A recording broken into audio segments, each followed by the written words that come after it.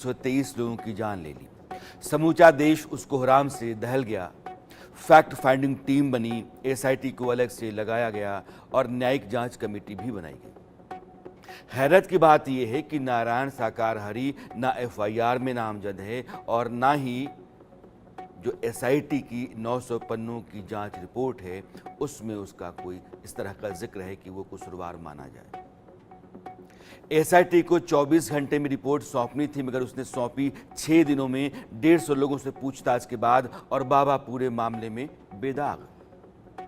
वाह, क्या बात है। पुलिस को बाबा की जरूरत नहीं है।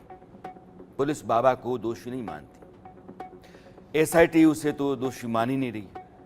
भगदड़ का जिम्मेदार आयोजकों और प्रशासनिक अधिकारियों को माना गया। एसआईटी की रिपोर्ट कहती है कि 6 अधिकारियों, उसी आधार पर जो कहती है उसके आधार पर 6 अधिकारियों को सस्पेंड कर दिया गया। जो अधिकारी निलंबित किए गए वे हैं सिकंदरा राव के एसडीएम रविंद्र कुमार, सीओ आनंद कुमार, तहसीलदार सुशील कुमार, थानाध्यक्ष आशीष कुमार और 2 चौकी इंचार्ज, एक कचौरा के मनवीर सिंह और दूसरे पोरा के ब्रजेश पांडे। इन पर आरोप है कि इन्होंने अपनी जिम्मेदारी ठीक तरीके से नहीं निभाई। 80,000 की परमिशन लोगों की मांगी गई और भक्त जुट गए 2.5 लाख। अधिकारियों आयोजकों ने इतनी भारी भीड़ की सुरक्षा के लिए कोई इंतजाम नहीं किया। 11 लोग जो आयोजक थे वो गिरफ्तार हो चुके हैं, लेकिन बाबा का अता पता नहीं है और बाबा तो अब नामजद भी नहीं है। न दवा दारू, न डॉक्टर एम्बुलेंस, यह सब कुछ प्रशासनिक अधिकारियों ने नहीं किया। यानी कि सारी अव्यवस्था के लिए आयोजक और अधिकारी ही जिम्मेदार हैं।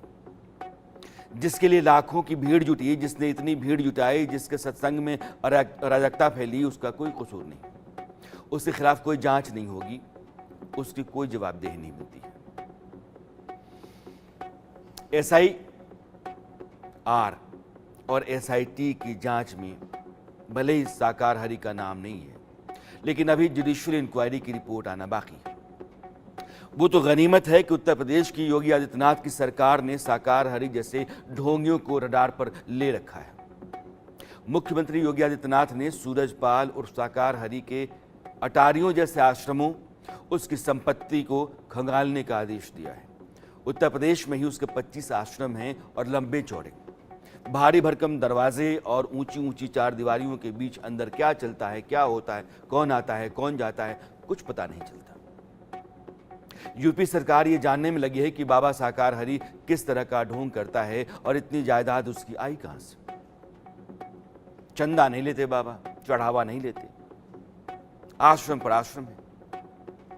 अब मामला इसी के चलते, साकार हरि की जांच के चलते आगे बढ़ गया है।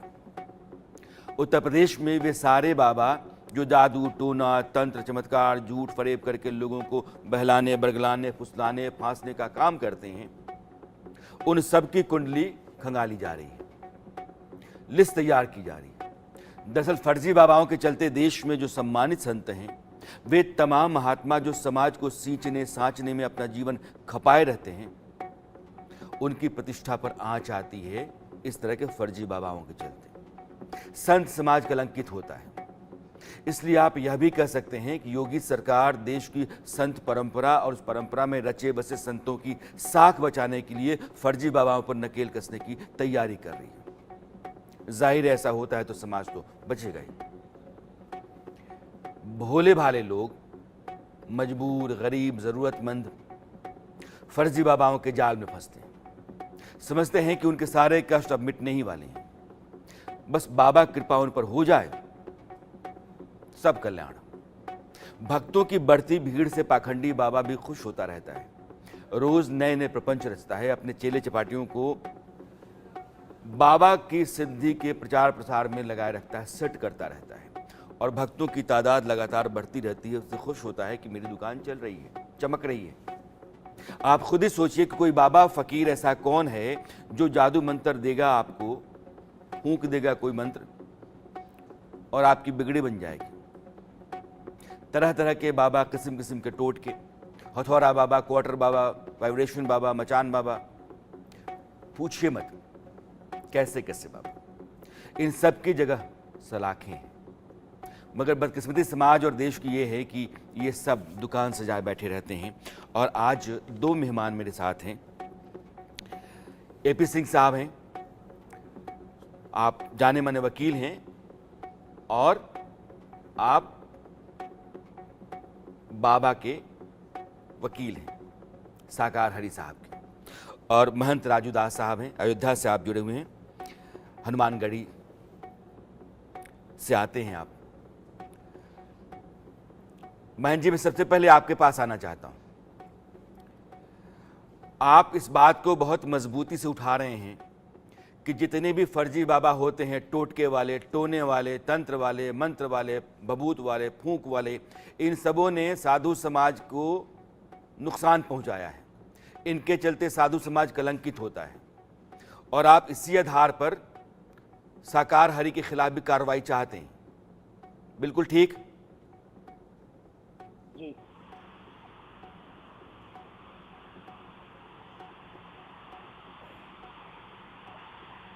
जी जी, सही कहा आपने।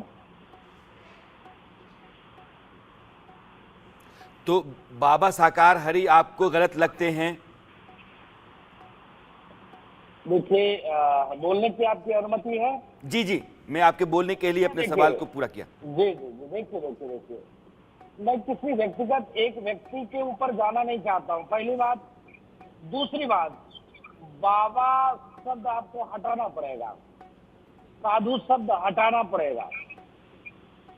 आप देखिए, अगर एक आतंकवादी पकड़ा जाता है, किसी एक कौम से होता है, तो इस्लामिक आतंकवादी आप नहीं कहते, आतंकवादी कहते हो। कभी आपने कहा है कि इस्लामिक आतंकवादी है? कभी नहीं कहा। क्यों नहीं कहा भाई? आप नहीं कह सकते, आप इस्लाम को बदनाम नहीं कर सकते।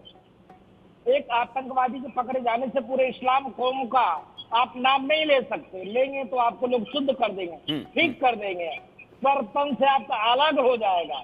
दूसरे दिन आप बोल नहीं पाएंगे।